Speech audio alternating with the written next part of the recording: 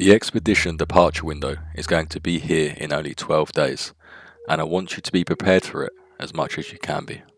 Community Manager Lily on the official ARCRaiders Discord server has recently confirmed that both skill points and stash space bonuses gained from the expedition will be permanent. However, at this point in time, they haven't yet confirmed exactly how much value you need to depart with in order to obtain the maximum number of skill points and stash space bonuses.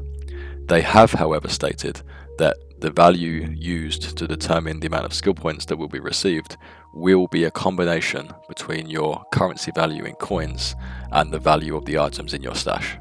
Alongside these account bonuses, you will also keep unlocked maps, unlocked workshop stations, codex entries, raider tokens, cred, raider dex progress, active leaderboards, trials, cosmetics earned, personal event progress, and then of course the 2 bonuses. However, your workshop stations, although kept unlocked, will be reset to level 1. Conversely, you will lose stash upgrade progress, inventory items, blueprints, all of your coins, your player level, all of your skill points, your raider den, workshop, and your quests.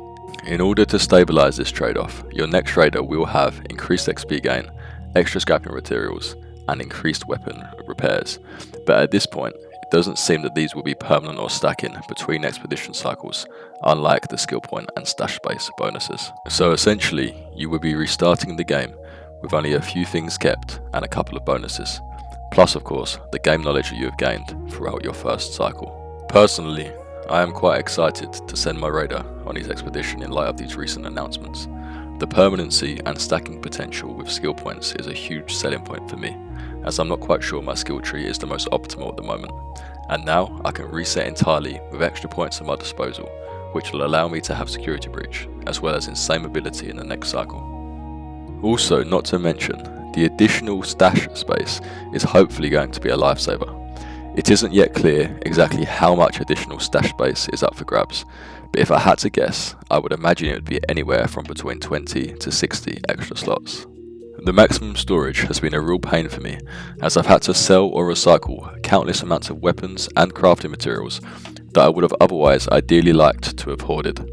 I have been spoilt previously by Tarkov with all of their different stash containers, so this inventory system feels a little bit too stripped down for me, but hopefully future patches will see some improvements here.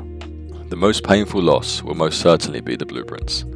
I have only built up 27 blueprints so far, but they are very time consuming and RNG dependent to come by. It would be nice, in my opinion, to choose 2 to 3 blueprints to carry through into the next cycle, but I guess you can't have it all. So, all things considered, I am almost certainly going to send off on the expedition.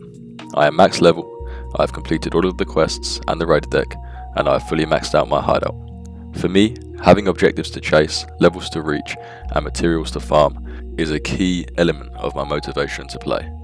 These skill points and stash space being confirmed as permanent is only a nice additional bonus. I'm super curious as to what you guys are planning to do, and if you have any alternative opinions on expeditions, please let me know in the comments below.